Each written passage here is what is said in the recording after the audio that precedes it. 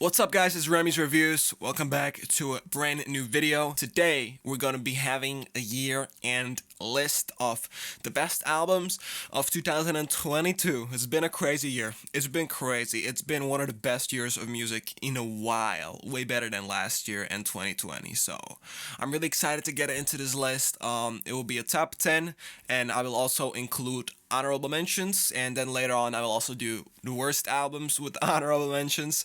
So if you want like more of this kind of music content, like lists and where's the best rankings of artists discographies and just shit, just fun from music, just subscribe. Like it's really not that hard. I'm gonna be trying to upload more, especially now that it's the holidays. I have some more time, so. And also follow me on Album of the Year, which is a site where you rank albums. It's down in the description. But enough of the talking, let's get into it. First, I will start with the honorable mentions. So starting off with Ani by Darko, a fucking amazing deathcore Djent album that just slaps you in the face with crazy riffs and crazy production. It's amazing. It's great. Check it out.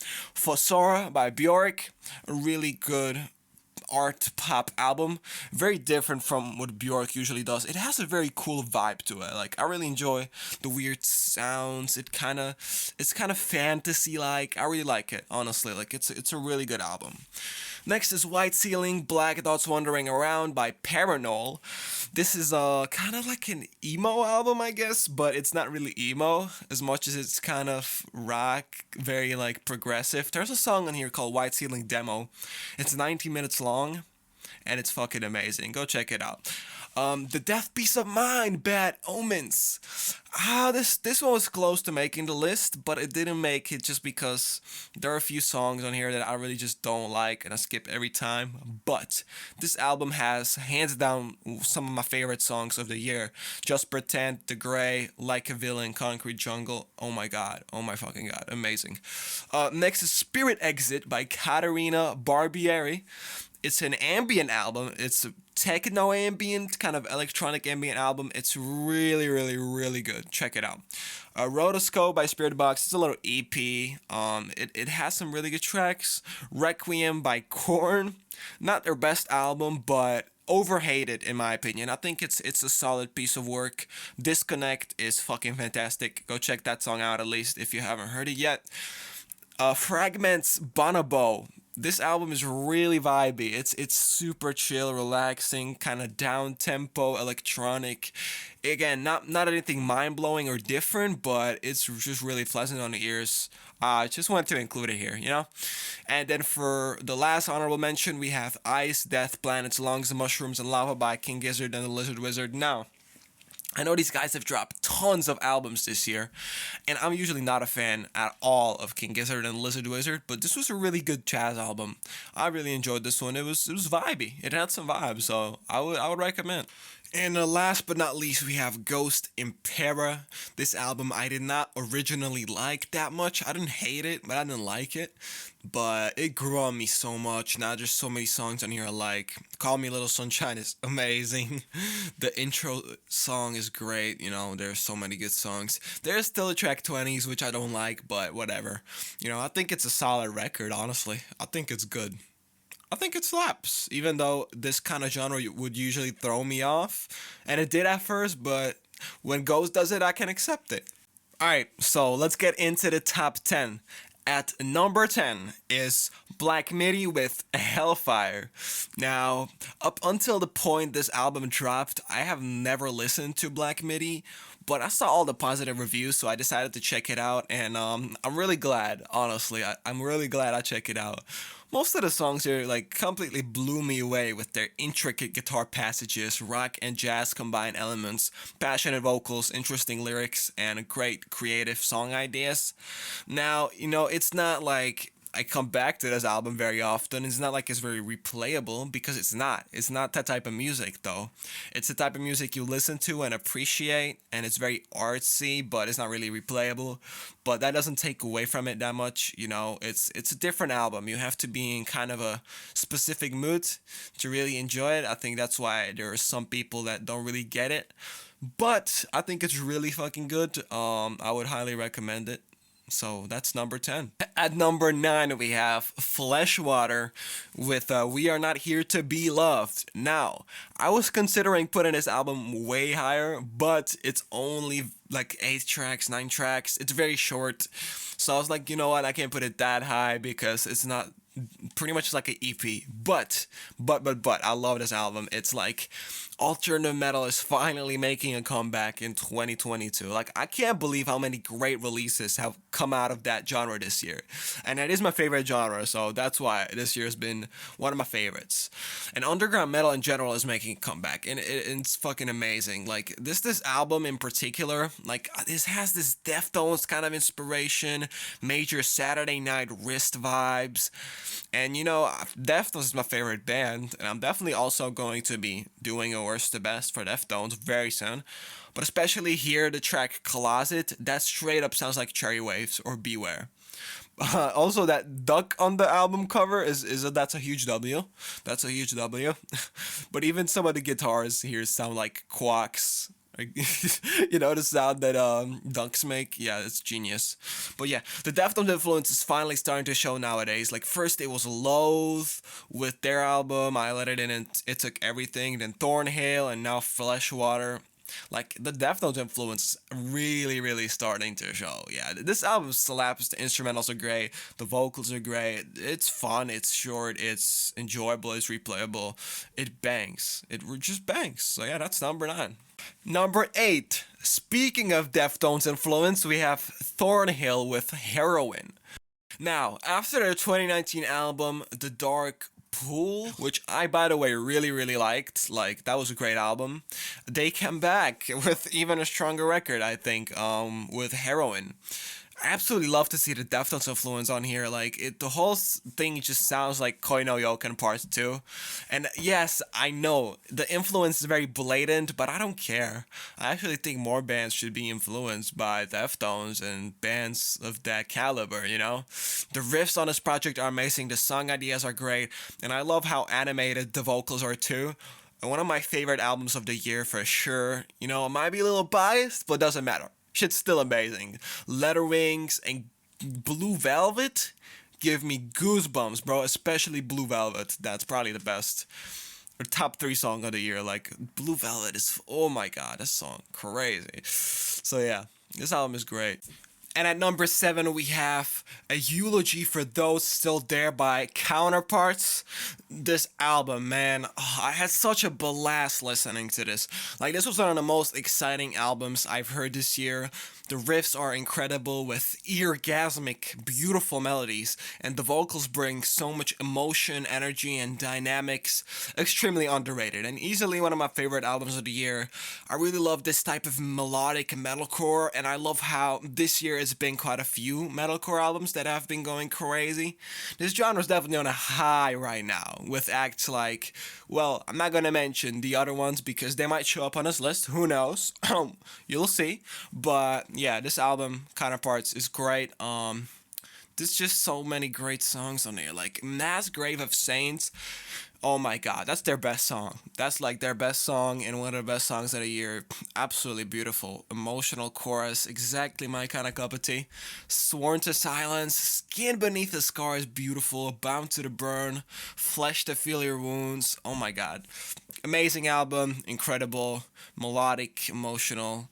Just exactly my cup of tea. Like, I absolutely love it. Not to mention the cover art is fucking fantastic as well. So, yeah, amazing. And at number 6, we have Ants from Up Here by Black Country New Road. Now, I was thinking about putting this album higher, but the reason I didn't put it like top 3 or anything is because I don't really come back to it that much. I don't find it to have a lot of replay value, but it is an absolute fucking masterpiece. Like, I really wasn't sure about it the first time, but it has clicked with me. And it's absolutely beautiful and also really sad. Like, the jazzy influence on some of these tracks mixed with the slow guitars and experimental percussion make for really great instrumentation, and the vocals carry so much heart and emotion that it pulls you into the tracks immediately, and the tracks have just great structures as well.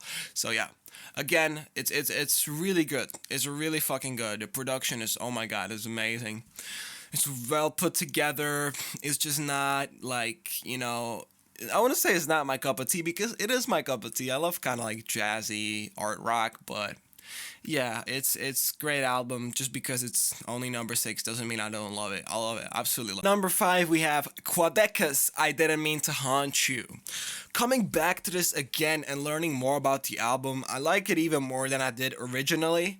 It's really impressive the way it's put together. Like at first I was mostly focusing on the sound, but the more I get into the lyrics, the more it connects.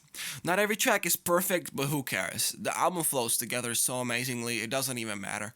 I also find the album to be really kind of distressing and scary at times. The whole concept is kind of depressing, but genius at the same time. So yeah, and also the production is giving me kind of like In Rainbows plus Minecraft Volume Alpha vibes. And In Rainbows and Volume Alpha are both in my top 3 albums of all time. Just so you know. So I mean, that's great. That's amazing. I feel like yes, on some of these on some of these songs, it feels like he's trying way too hard with the production. He's doing a little too much on some of these songs. That's the only criticism I could give it. Just trying too hard. It doesn't need to be so complicated and layered. It's like trying to force an emotion upon me, especially in the first half. But I mean, I could kind of get behind it because the quality of the songs are so good. So that's number 5. At number 4, this gonna be a surprising pick for some people. But it's The Hell We Create by Fit for a King. Now, I did not expect this album to land so high on this list, but I just can't help it. Like, this album is so fucking good. Like, metalcore has kind of been a dead genre before 2020. Like, in a lot of 2010s, it hasn't really been hitting outside of like Architects and some other bands. It really didn't, especially in like 2018, 2019, it really didn't have that punch to it anymore. And then it feels like ever since Bring Me the Horizon came out with post-human survival horror, which I feel has revived the metalcore alternative genre, like ever since then, bands have been coming out with fantastic albums of those genres. Like there have been better metalcore albums in 2022 than in like 2017, 2018, and 2019 combined. Like I swear to God, it's like Bring Me the Horizon started a new wave for the genre, which every band takes that sound and puts their own spin on it. And I'm honestly absolutely loving it this year. Like one of the best years for metalcore and music in general. Just so many amazing releases, including this one. I've never heard of Fit for a King before this one, but I came across this album on Album of the Year and decided to give it a shot and ended up loving it. Like the riffs are amazing, melodic and catchy, but also heavy. Songwriting is pretty awesome and not corny at all, and the vocals are fucking fantastic, especially the hooks. Not to mention the heavy songs here go crazy, like Reaper, for example, with fantastic guitar tones and sharp mixing. Everything else just feels sharp, exciting, and emotionally packed. Is it super unique? No. Is it a fantastic listen through? Yes, and that's all I honestly care about. So it's great. I like it a lot. Number 3, we have Kendrick Lamar with Mr. Morale and the Big Steppers. Now, look, I honestly, like, I used to be a hip hop head. I used to love rap music, but it just completely fell off the radar for me in the past year. I do not listen to it anymore at all. But Kendrick is a very rare exception. Like, as much as I don't like hip hop anymore and rap music, Kendrick just does it. He does it amazingly. It's fantastic, this album. Like starting off with the incredible United in Grief with 3 beat switches, amazing instrumentation, amazing vocal inflection, great flows, and stunning refrain passages with a meaningful message. Like this is the perfect Kendrick Lamar song. And there's so many songs like this on the album. Yes, it's a little long. Yes, there are a few songs like the track with Kodak Black that just could have been left off, but it's a great album. It's really also like nostalgic already, even though it dropped like not too long ago. So like I was debating at putting this at number 2, but I don't know, man. I feel like it might be numbered. It's exchangeable with number 2. Honestly, it's exchangeable, but easily the best rap album of this year. Easily the best rap album of, I don't know, a lot, like past 5 years, past 6 years. Easily, bro. It's amazing. It's great. And the thing I love about Kendrick is, like, a lot of rap music I have a problem with because it's just lyrics and it's focusing on being deep and, like, meaningful, but the beats are just so boring and basic, and it all just sounds the same. And then people praise it like it's the greatest thing I've ever heard. And it's like, bro, it's literally like poetry. But Kendrick Lamar has that fucking production, bro. It sounds luxurious. It sounds so thought out. Like, take a track like United in Grief or Crown. Crown is like probably my favorite song or second favorite song of the year. Crown is absolutely mind blowing. That song, wow, like that's not even a rap song, but that piano instrumental is just, it gives off such a strong vibe and emotion, and I absolutely love it. So yeah, the production, Kendrick always has fantastic production, and that's what makes him amazing. And after I listened to the album and it's like, this shit sounds like absolute gold, then I can actually like focus a little bit on the lyrics and the meaning of the message and shit like that. But the first thing, bro, I'm a metalhead, I'm a rock head. That's what I grew up on. So the first thing I listened to was the sound and the flow and the cadence, the way it sounds, the way the dynamics are moving, and Kendrick does that just better than anyone out there. It also adds meaning, he speaks on a lot of stuff. Like, it's hard to digest everything he said in such a short amount of time, but lyrically this album definitely reminds me of T-Pab, like speaking a lot about black culture, homophobia, money, relationships, justice, and a ton of different things. Mostly Kendrick manages to land almost all of these things perfectly in terms of the lyrics. So yeah, the best songs, Crown easily, top 5 Kendrick song of all time. Amazing track. United in Grief, Mother I Sober, Worldwide Steppers, Reach Spirit, Count Me Out, Mr. Morale, Mirror, and 95. A lot of great songs on here, so I like it a lot. Like, it's great. Honestly, gotta feel bad for not putting it number 2, but number 2 is something different. So yeah, I mean, at number 2, we have kind of another surprising pick for a lot of people, and it's Dark Sun by Dayseeker. Very underrated band. Like, a lot of people don't know about this band, but this band is fucking amazing. Like, I was speechless the first time I heard this thing. Like, this thing was heavy. Like, emotionally heavy. Not like heavy, but emotionally heavy. Like, this is like one of the most emotional albums I've ever heard, especially the track Neon Grave. That shit had me fucking sobbing for an hour straight, dude. That song, that's like the best song of the year, probably. It is. It just hit me so strongly, I can barely even process it. Like, I'm honestly kind of still in shock. I wasn't expecting that to happen. Like, that hasn't happened to me in years in music.